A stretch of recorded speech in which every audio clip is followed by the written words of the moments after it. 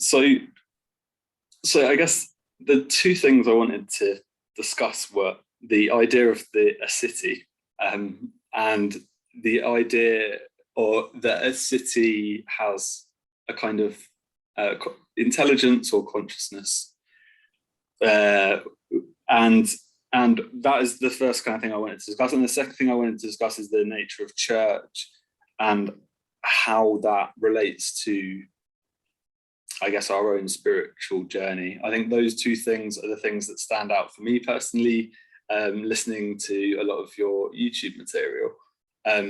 Those are the two like interesting ideas to me, like the idea of a city as a something maybe conscious, and the idea that we can't kind of go it alone in this life, and the kind of individualistic like attempt to do that has a limit, and the community and the place of kind of community in that journey. So I guess the main thing with the city is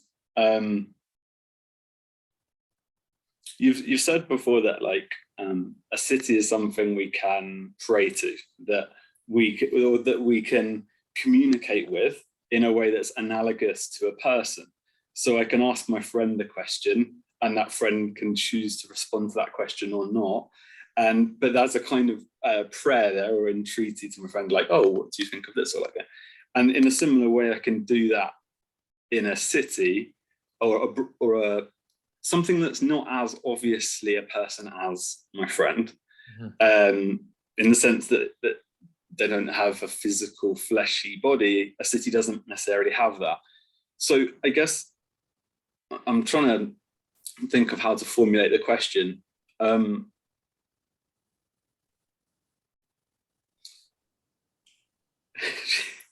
It's a hard one. Maybe I can help you if you want, because I understand the difficulty you are.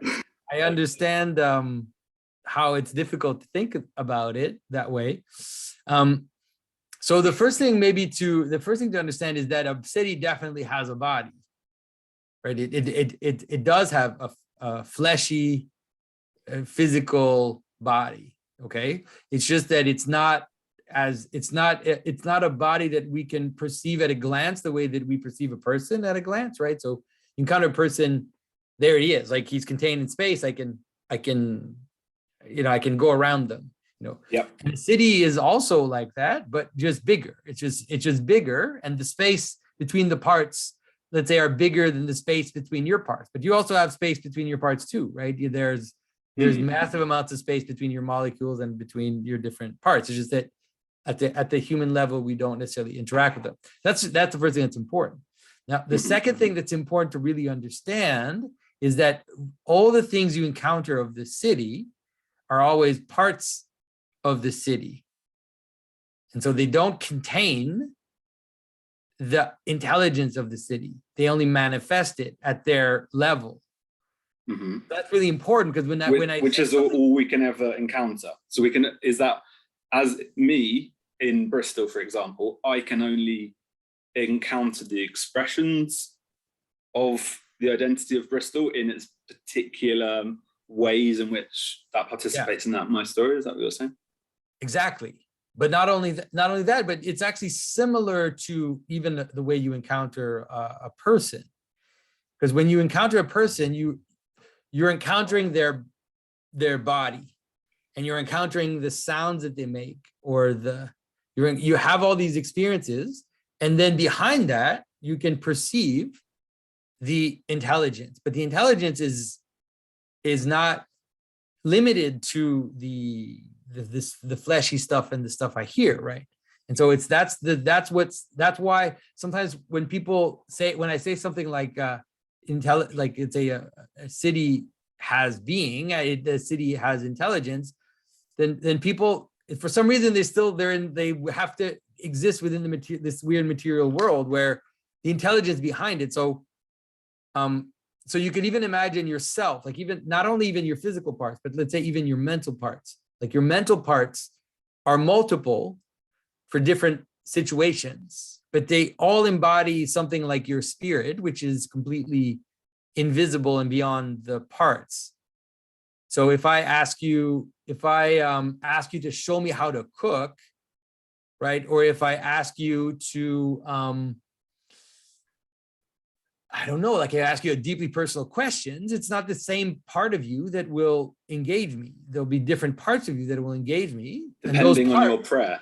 Exactly, depending on your prayer. And so you could imagine that, like, let's say your spirit will send emissaries, and those emissaries will manifest different aspects of you depending on what is needed. So if I come at you with a knife, then you're not going to answer me with the same emissary as if I come to you with flowers, right? It's going to be you're going to send a different part of you. And so you can understand that the city is the same, where, you write, like if you need something, I don't know, let's say there's a pothole in your street, right? And so now you want to get rid of the pothole. So you obviously won't write to like, let's say the people that take care of the parks. Let's say you'll write to the people that take care of the street. So you'll write to the person at the city garage or whatever, how it's structured in your city, and then you'll write them and you'll ask them to come fix your pothole, right? And so those people, they're bound by the rules of the city, but they're not acting just as Joe and Jane, because they're supposed to act according to the budget, according to the general projects, according to the way in which these roads are built. So they're supposed to embody the will of the city. Mm-hmm. So it strikes me as well that, like, there's an interesting connection between human beings as conscious and the city. So when you say the city has a body, one of the ways to think about that is that, like, every human member that makes it up comprises that body. And so I guess another question that comes to mind is, like, so, like, I recognize there is a kind of consciousness and intelligence to the city. Is that consciousness or intelligence kind of in our image, if you know what I'm saying, like, in the sense of the words consciousness and intelligence, personally, I can only really have a sense of what that means in terms of, like, this living life, like the phenomenology, like my experience, I guess. And I guess there's theological traditions that talk about the nature of the human soul or the human person. And so, and like, humans kind of have to establish cities.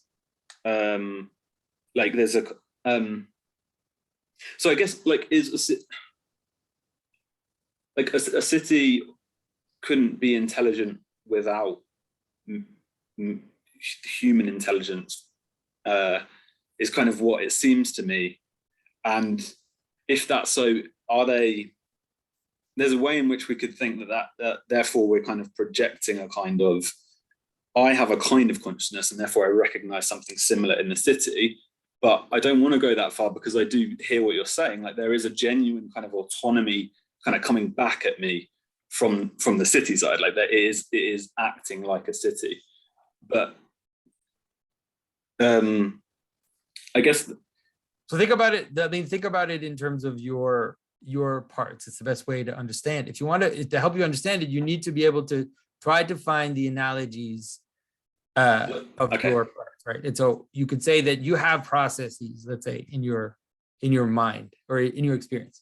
So you have certain processes that manage different aspects of your reality. You have processes that manage or express your emotions. You have processes that will calculate. You have different processes, and it's not like you don't even have to be able to fully identify them. Let's say there could be some malleability in that. Yeah. But those you could say that those process, your singular existence, your soul, your spirit is an image of those smaller processes. You could do it the same. Like, the manner in which the processes unify a certain aspect of reality. So let's say you have a certain process which unifies different things together and kind of manifests. Then in the same way, you, the top part, do you do the same to all the processes? So if to say, for example, that one is the image of the other, it's not super useful. It could be useful. I see. It's not as useful as you think, maybe, you know. So it's genuinely fractal, I guess, is the Exactly. idea. It's self-similar. Yeah. It's fractal all the way down, because those processes will have sub-processes, and there's an indefinite amount of sub-levels where each sub-level will have the same structure as the higher level. So that scales up too from the person into communions of persons. And so, but you can also, if you want to understand, at least, let's say, like how the being of a city works, you can understand it. Let's say if you've ever found yourself as the leader of a team, you can experience the higher consciousness of a city when you're a leader. You can actually experience it, because all of a sudden you have a bigger body. But it's not you, because obviously if it was just you, people wouldn't follow you. It's because you're the leader of the team doing something in common. But you can nonetheless participate in that experience, where it's like, you know, you're sitting at a table, and then people tell you their opinions, and then you decide and you say, we're going to do this. And then all of a sudden, all the different agents align themselves in front of what you've decided, and now they act as an extension of your body. Well, I guess, and so then that kind of brings the idea of authority to mind, because they do that if you have authority, right? Because if you don't, and maybe that's like doing it in the name of something. So like in the name of this end, we're going to do this. So do we all want to pursue this end? And then that's like a just kind of pattern, right? That's exactly the way it works. And so you can understand it. So for example, if you want to understand a society, you could understand, let's say, a medieval structure of a society where they had almost like a caste system. There's those that pray, those that fight, those that work, and they're embedded into each other. That is, that, let's say, you do business, but if when you do business, you're not serving a higher goal, then at some point it's going to become self-devouring, and it's not going to sustain reality. So that's when you get parasitic patterns. You get idolatry is a good way to understand it. So imagine someone in city services becomes a little tyrant and decides to do things for themselves, and so they become corrupt. Does that mean to be like, to name? It's kind of like there's a self-naming in that, right? Like, you follow me. Right. Like, why do we do this? Because me. Yeah. Like, because of my name, instead of like in a higher name. Yeah, that's what idolatry is. That's why the idea that the gods required worship, like this whole thing that they're talking about in Lord of Spirits, the idea that the gods took worship for themselves. And in doing that, they castrate the father, right? They cut themselves away from the seed of that which is above them. And when they do that, then they open the door for corruption underneath them. It's like they're basically opening the door for revolution and breakdown. So when you can see it, you can see it in a city when a city becomes corrupt, and then the people in the city start to act on their own accord, and they don't act towards the communion of the city, the higher goal of it. Then you get social breakdown, and it manifests itself all the way down. But the money doesn't get to the projects. The streets aren't fixed. The buildings start to fall apart. The police doesn't police properly. Everything starts to fragment because the different principalities aren't aligned towards the higher identity. Mm-hmm. So I guess this kind of connects to the second thing I wanted to talk about with church. Like the word like ecclesia kind of brings this connotation of like community, and so there's so a city breaks down if it's not structured according to the right authority. I guess I'm wondering, like, how do me and you as members of our cities change that, or like what kind of agency do we have in that process? And I think that's connected to prayer, or like even more or like generally culture, things like music, things like street art, or like just the ways the city kind of manifests. One of the ways I thought about this idea of a city, and just an electronic music producer I really love has written music that kind of seems to me to like capture the soul of London. And like it's just when I was meditating on this idea that you'd mentioned of the city as a being, and so my point is that as members we seem to be kind of do I want to say co-creating, or kind of like the way in which we use our logos, or the way in which we pray and ask different questions of the city, kind of is connected to the fate of the city, isn't it? And yeah, what do you make of that? And I guess, sorry, it's a bit of a rambling one. I ramble. No, maybe I'll just shut up. Yeah, but so the first thing you need to understand, is that the city itself is not the top of the hierarchy of being, right? And so it's like the city will only be alive if it's ultimately aligned towards higher goods. Besides just the city itself, it has to be attached to God. Ultimately, you could say, in order for things to lay themselves out properly. And so, of course, it's hard because things never tend to not rarely be completely aligned under God, you could say. But so a way in which, for example, let's say you're in a city and you see the city fall apart, and it's falling apart. Now, one of the ways to stop the city from doing that is to attach yourself to a higher good. So you can think of it so an easy way would be something like, an easy way to understand it would be that if you're writing the city, say you're writing the city because the pothole is falling. So you're sending a letter to the municipal garage or whatever, and then they're not doing it. So at some point you're going to write a letter to your city councilor, right? But then it's not happening. And then at some point you're going to write a letter to the mayor, or whatever. You're going to escalate the hierarchy in order to see things happen. And so you could understand that also embodiment is part of that, which is that if you're watching the breakdown of the city around you, like you embodying the ideal of the city will help to mend things as they're breaking down. So you could think of it like, everybody's a jerk to everybody else. It's a big city. Nobody's talking to anybody. It's like, I'm going to be the exception. I'm going to bake cookies for my neighbor, or whatever it is you decide to do to restructure your immediate surrounding according to a higher good. And the amount of transformation you can create is really surprising, actually. Yeah, you can be very surprised at how much transformation you can bring about by doing that. We tend to neglect the capacity for people, because you're sending out ripples and you're actually creating new models, because one of the people model themselves on each other. That's how we work, right? And so if there are no models around us, then we tend to degenerate. Now, if someone just sets themselves up as a model, people will start to imitate it, especially if it's a model that is bringing about a greater good, or they'll hate you. It could be either one.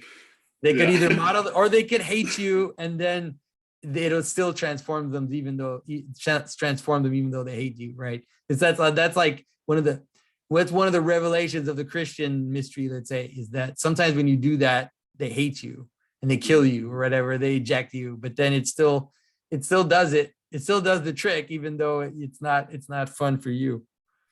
Yeah. So like, it does the pattern of that you said, the self-eating idea, like that seems almost like logically, well, it's you use the word self-defeating. So it's like, is there a way in which that pattern's kind of I don't know, metaphysically broken, and that the true authority kind of idea we were talking about, like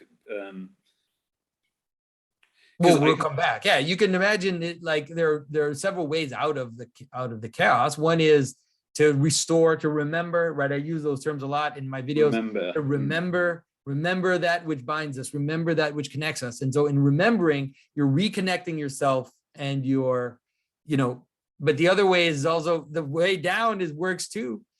But it's just that it's not as fun, right? It's like if everything breaks down and total chaos reigns, then, whatever seed is there is going to grow in that chaos. But it can be painful. Mm-hmm. Right. Yeah. No, thanks for exploring that with me. I guess the other kind of thing was it's a bit of a different topic. So it's like, how can I say it? So I guess what I've learned personally this last year is how my own prayer is like the how impotent my own prayer is, or something like that, or like at least my own efforts and my own self-reliance. So like, I guess in terms of my own spiritual life, like being aimed in the wrong direction, sinning, there's lots of ways in which I'm aware of doing that myself, and like I want to stop doing that and kind of repent and turn and aim in a different direction. And I guess I've made as earnest an effort as I can to do that this year, and failed. It's like being, that's the meaning of humility, I guess, is like being very brought low in that kind of thing.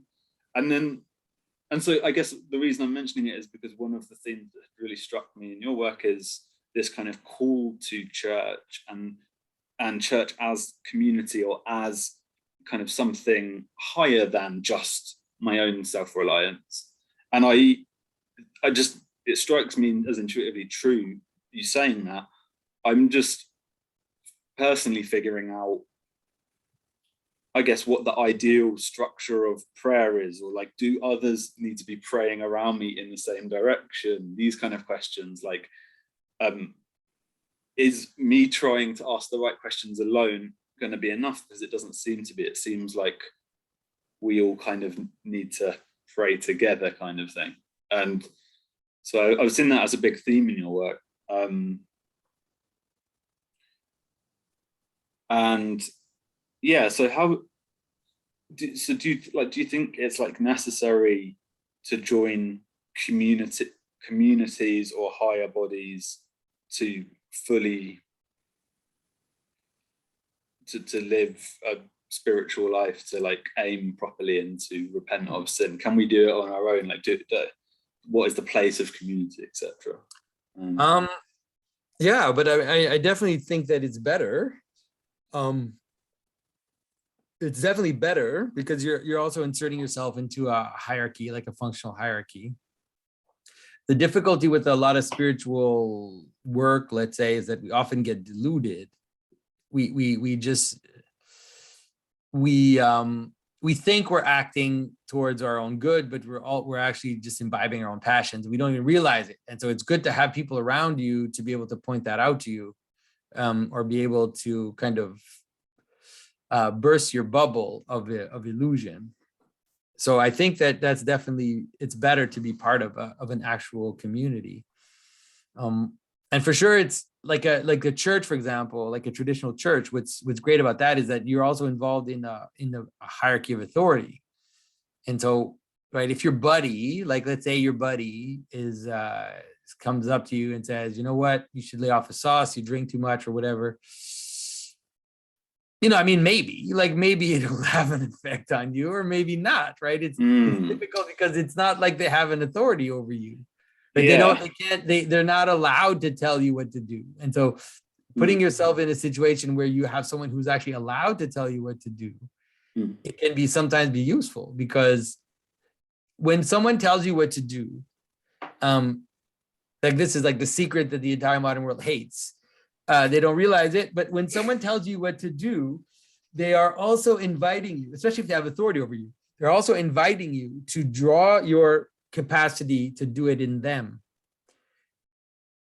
because it's like you're actually you're drawing your attention, you're drawing your capacity to do whatever you need to do in them, and they also bear some responsibility on whether or not you succeed.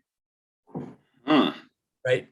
Yeah. They do, right? So imagine a parent with a child, right? It's like a parent tells the child what to do. The child doesn't do it. The child is naughty, but the fact that the child doesn't do it actually reflects on the parent. And so the parent actually has some responsibility for the fact that the child doesn't do it. And so in a spiritual relationship with a spiritual father, with a priest, that's what happens, is that when they tell you what to do, they are also somewhat making themselves responsible for the consequence of that to a certain extent. Not completely, it's yours, but it's also theirs as well. And so that's actually, like, if you've ever experienced someone, let's say you're in a sports team is a good way to experience it. It's actually pretty simple, right? It's like the coach tells you what to do. And it's like, he could have said many things, but he says this is the play. This is what we're going to do. And he's like, it's going to work. The church or the team captain, it's going to work. This is going to be our play. And so you're like, yeah, all right. And so you draw in what that person tells you to do, the energy to do it. And then you do it. And if it fails, it's not just your fault. It's his fault too. Yeah. Like, he could call you out, though. He could call you out and say, I saw you didn't put all your juice into the play. Like, I saw you kind of skimped out on us. You didn't totally put yourself into it. There'll be a negotiation between whose responsibility is, but it's not going to just be yours. So there's an advantage to community, which is that's a great advantage.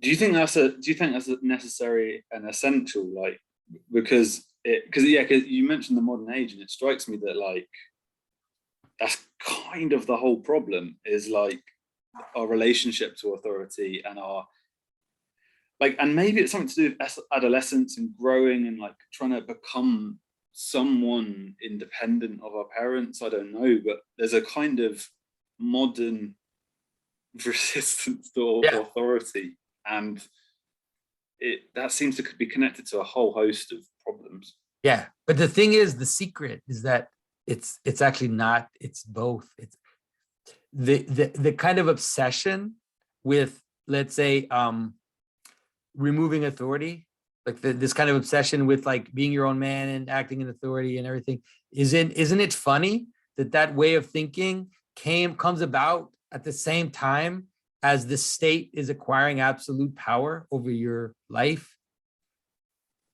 That it's actually those extremes will just, real traditional authority is more fractal and is more organic and is this kind of negotiation and discussion between the levels.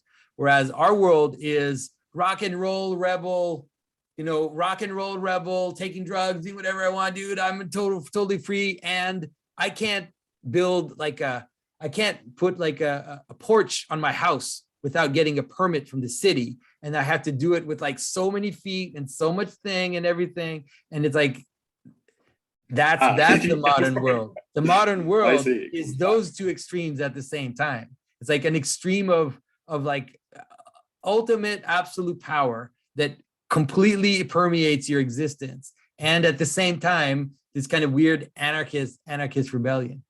Like the internet is a perfect example of that. The internet exemplifies that extreme in such a sublime way that it's almost, the promise of like being anything you want, of saying anything you want, metaverse, you could be whatever you want. There's no limit. You could be a lobster, a centaur if you want, and in metaverse, there's no limit. But really interesting. It's like they'll be controlling every word you say at the same time. So it's like, it's an interesting extreme that the modern world is. Yeah, which is, I guess, just authority creeping back in, right? Is like the authority is there either way. But it's like an extreme authority based on an extreme freedom, and it's not a normal. It's not a normal negotiated fractal authority, because it's like in a normal world, like think of a parent and a child, right? Like a normal parent, right? So the parent says, do this, right? And then they have to be attentive to the child, even if they don't know they are, Because I could say, I want you to do this. Like, I want you to clean your room. Mm-hmm. And it's like the child's like, okay, I'll obey my parents. I'll clean my room. Then the parent could say, I want you to clean your room. I want you to clean the house. I want you to paint the house. I want you, and it's like, just, and then all of a sudden, it's like the child will just not do it. It won't. And it's the same child that was willing to do the clean the room at the outset. Yeah. Then they won't. And so it's like normal relationship between authority and people under authority is a constant, like, observing negotiation, and it's like, and then the child has to perceive that they get something from that relationship too. So there's like a fittedness. That's really Right? interesting, and that is constraining excess. Exactly. And is that connected to the encounter of persons? Like there's a, yeah, is that because of relationship that I'm fitting myself to my parent or to my authority and trying to come into the proper relationship? And yeah, there is something very like living and organic about that. And so you're saying that, I guess, the internet or maybe technology generally, but let's say the internet is not living in that same way. It and just is not tends towards extremes. It just tends towards extremes, and the extreme, it's the extreme. So think about in your person, right? So it's like, man, I want to be free from all these authorities. I want to be free. I want to be free. It's like, I want to be free to do whatever I want.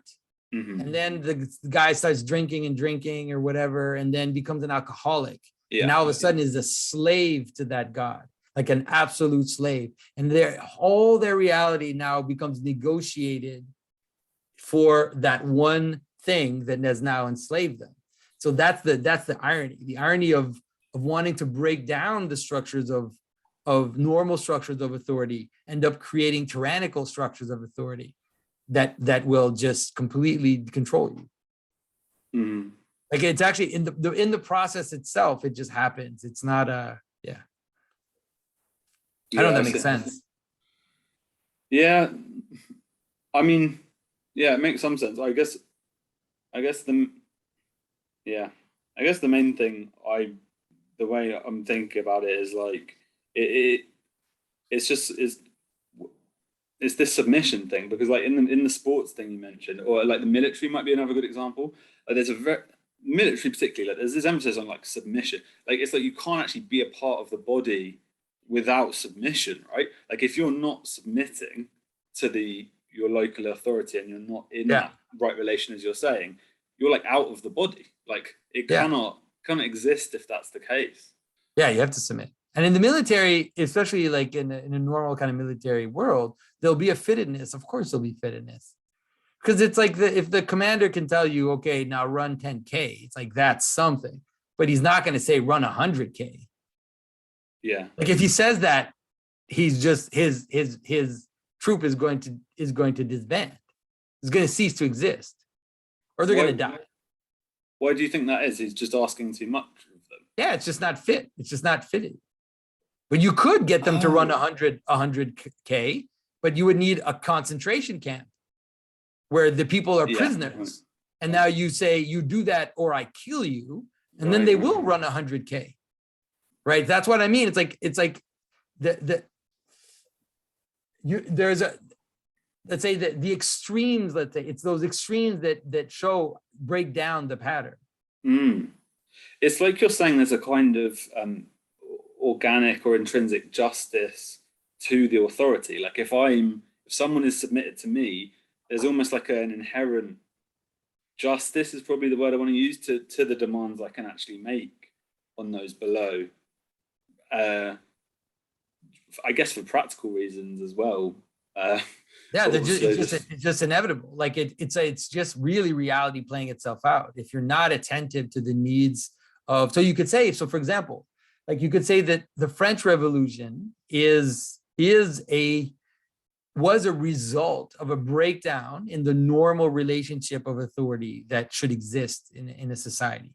And so it's like, I can disagree with the peasants killing the king, but I can understand it.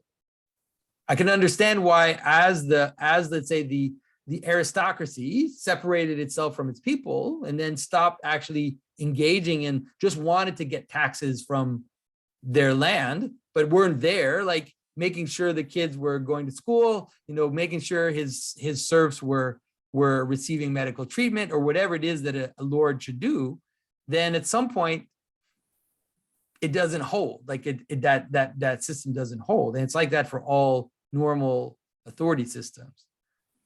I mean, it's something that people today have such difficulty understanding, but it's like the idea, for example, that like Jordan Peterson jokes about, not jokes, but mentioned that a lot, like the idea that like women have been oppressed for 10,000 years by men, and that like the characteristic of relationship between men and women has been like masculine dominance and oppression. It's just absolute bullshit. Like it could never be sustainable.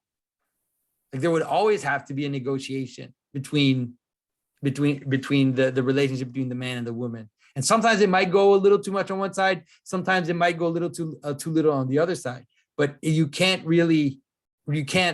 hold it in the extremes for a long time unless you supplement it with technology. If you supplement it with technology, then you can go really far in one direction or the other. So you can create. Yeah. I think like that's something. It seems intuitively, it feels like that's connected to. Use the word organic. It just feels like that a computer's not organic, and that there's something there, like there's something like quantitative and logarithmic or algebraical, or about that whole system that isn't like my relationship to my mother or my boss or the different human persons I encounter. Yeah, but it's extension of power. It's always an extension of human power. And so let's say in a normal relationship, let's say in a normal power relationship, right? There's a leader and there's someone following them. And the leader asks something of the person following them. And that person kind of follows. Maybe they use a little bit of coercion at some point. There's a limit. At some point, it's just going to break. But if I have a gun, I have way more power over you to make you do whatever the hell I want. I see. Right. If I have a military, then I can push that further. If I have a system of spying, if I have a system of controlling of turning off your bank account, if I have power, if I have material power, then I can go further in the extreme. And the same even for like in terms of the anarchy. It's like anarchy is only possible in a very controlled, a system that has a lot of resources. Because in a normal system without a lot of power, it doesn't hold. You die. You just die really fast. It's like, I want nothing to do with these people. I don't want to participate in their society. I'm a rebel. Yeah, fair. Okay. Yeah. Let's see how long you survive, my friend. It's like, but we only do that. We can only be that way in a world that is so completely padded with a kind of technocratic society that we don't see it. Like So all of these things end up being correlated. I see.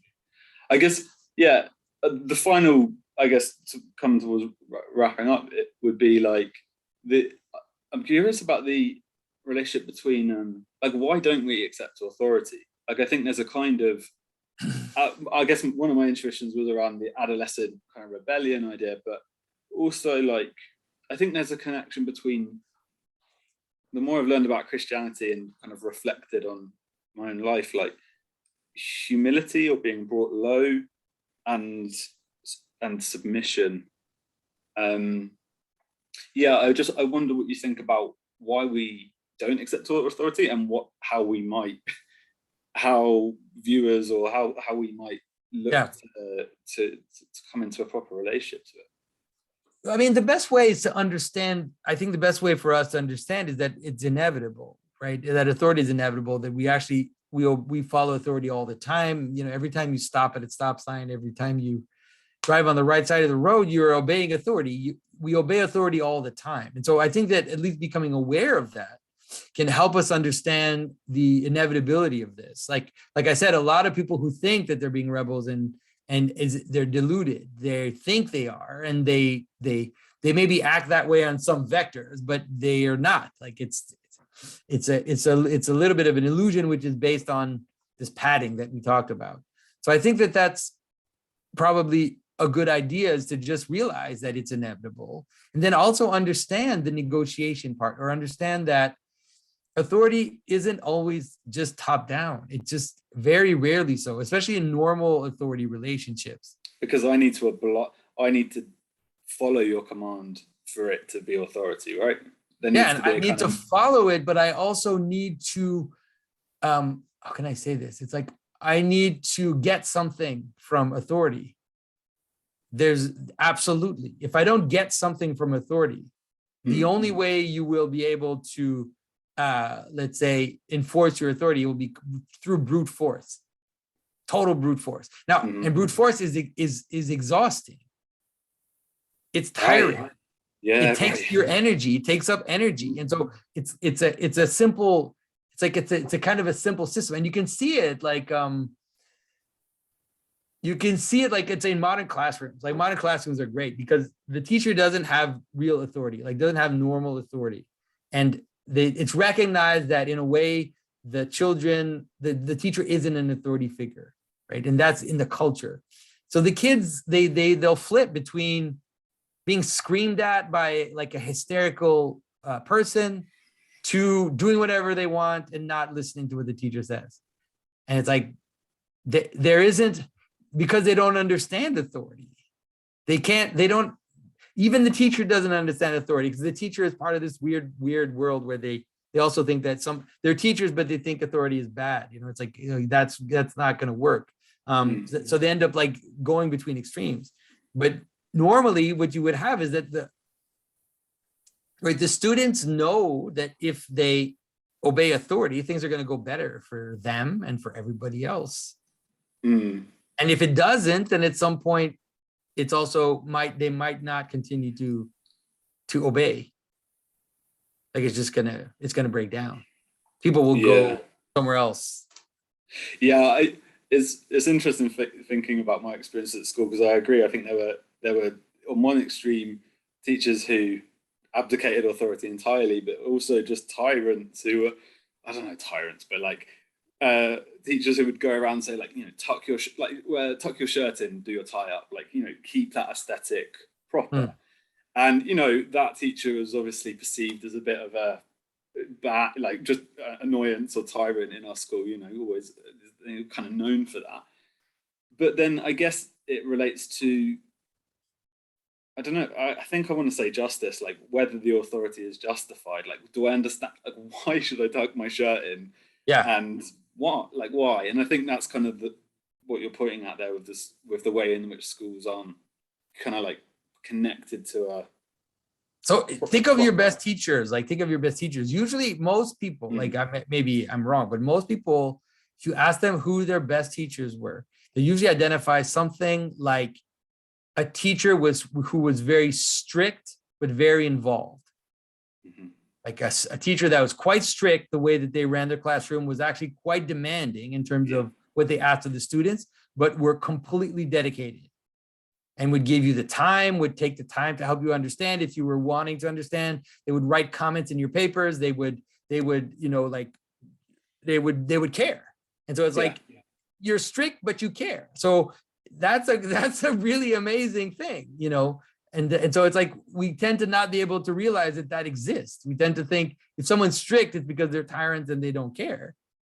And if someone is just lets things go, then it's because they care, but they're not strict. It's like, no, actually, those two things together are usually what make a pretty good teacher. Totally. Oh, thanks for that, Jonathan. I thought that, that particular note there is like, might be a nice place to end it. I think that's a really, like the merciful and the just, the strict, the love and the discipline as well. And I love the stuff about fittedness and relationship in authority, because I've never necessarily made that connection before. But I thought, I'm happy that it was useful. Yeah. Yeah, Good conversation. I enjoyed it for sure. cool. Me too. I'll turn the recording off now.